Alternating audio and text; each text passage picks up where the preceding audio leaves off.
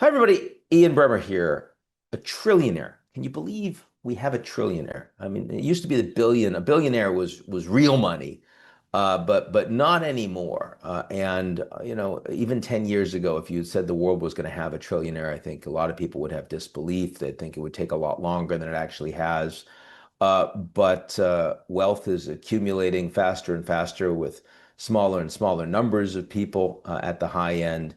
But also what it means to create world-changing entrepreneurship is becoming more and more technologically empowered and impressive. And the entire space industry and the communications industry changing because of what Elon has done with SpaceX and with Starlink and with his heavy rockets that can launch and then be reused. And the Chinese are now becoming fast followers, but he was the guy that basically completely retrofitted and reinvented the space industry.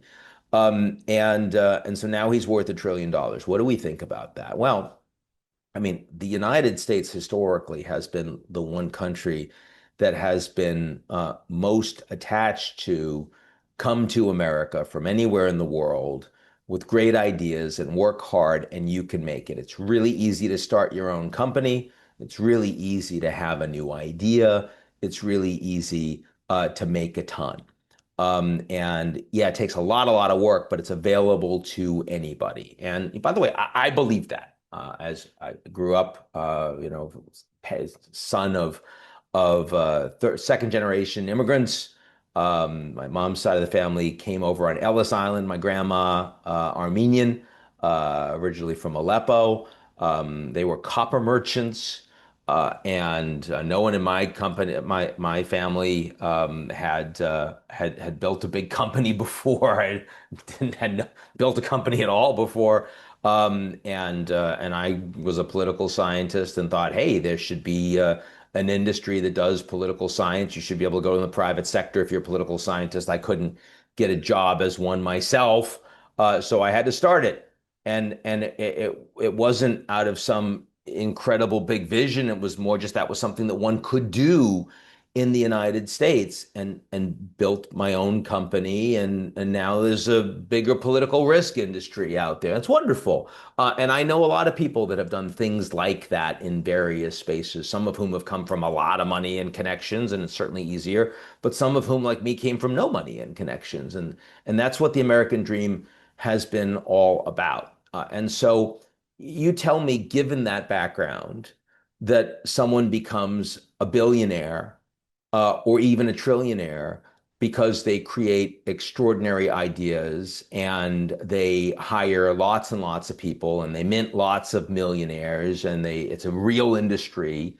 You go, wow, you're impressed by that. My gut tells me that's something that we should be proud of. That I don't want that trillionaire to be in China.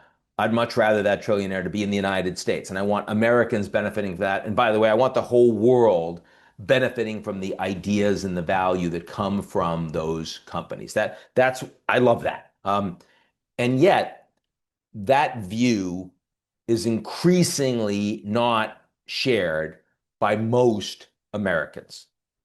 And I think it's not shared for legitimate reasons, which is that if you don't think the American dream applies to you, if you don't think it can apply to you, not because you're not smart enough, not because you don't work hard enough, you're not industrious, you're not curious, but because the system is rigged against you, then you won't support the people that are doing the rigging. And that is something that I think Americans have been increasingly feeling for a few decades now, that you no longer have the class mobility. Back in the 70s and 80s, the United States, among all of the OECD economies, the US had the greatest level of economic mobility, the greatest opportunity that if you were born in the US, even if you didn't have any money, you could end up being upper class or upper middle class over the course of your lifetime. And by the way, the fact that that existed also meant even more people believed it could apply to them, far more than it actually did apply to.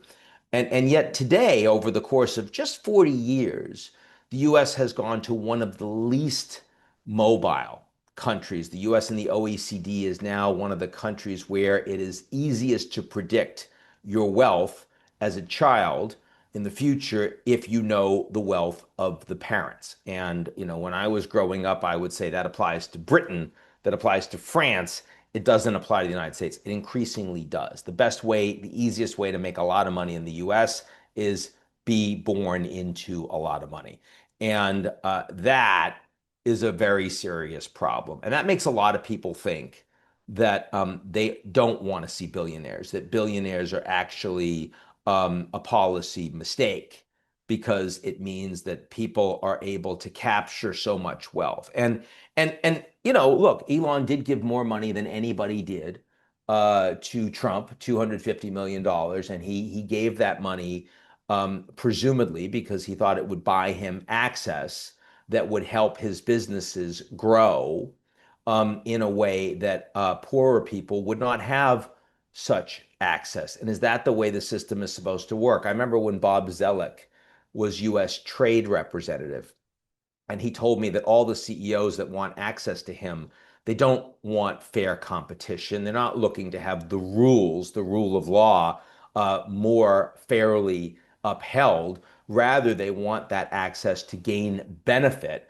to have unfair competition, to have a monopoly if they could, certainly to have an oligarchical structure, which is exactly the opposite of a representative democracy with rule of law and free market capitalism, where the best ideas compete with other best ideas, and they're successful if people want them, if they have better product, if they're more effective.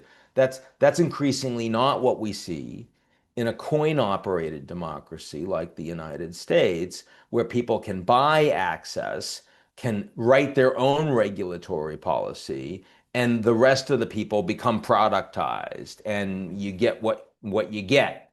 And I think that has led to a lot of anger against elites, a lot of anger against the wealthy, against CEOs. And that anger, not surprisingly, hits Elon really hard. Now, Elon has not helped himself by getting so involved in politics, by putting his thumb on the scale of Twitter, now X, and algorithmically promoting ideas that many people consider antithetical to an effective, well-functioning civil society, and certainly very partisan, as opposed to, hey, most CEOs, at least in principle, want to be seen as not playing politics because they want the whole country to buy their products, for example, and they want to stay out of those political debates. But I think that even if Elon were woke and of the left and giving huge amounts of money to the Dems instead of the Republicans, I still think all sorts of Americans, though different Americans, would have big problems with the idea that he was a trillionaire because the views of the American dream applying to them no longer holds the way it used to. So that's what we need to address. And Trump said he was going to address it when he first ran by draining the swamp. And of course, what we've learned is that Trump actually is much more interested in enriching himself maximally in productizing the White House and those that have access to him to line his own and his family's pockets in ways that have been done by previous political leaders, but never to anywhere close to that degree. And that is antagonizing an awful lot of Americans.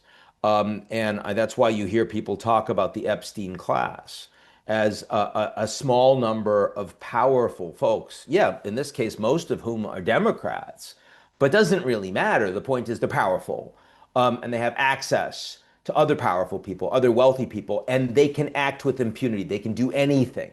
They can steal, they can rape, they can be pedophiles, and they won't be convicted. They won't even be charged. And if they are, they'll certainly be pardoned. Why? Because they have access to a special tier of justice that doesn't apply to the rest of the Americans. That is an authoritarian regime. That's an oligarchy. That's a monarchy.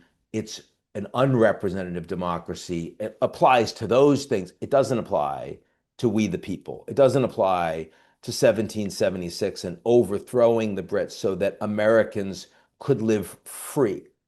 And that means that while Trump's political revolution is failing, the desire for such a political revolution will live on, and will live on the left, will live on the right, and a series of political aspirants will attempt to capture that sentiment and hopefully lead it in a more constructive direction. So those are my thoughts on what it means to be a trillionaire today in the United States and how the Americans are responding to it.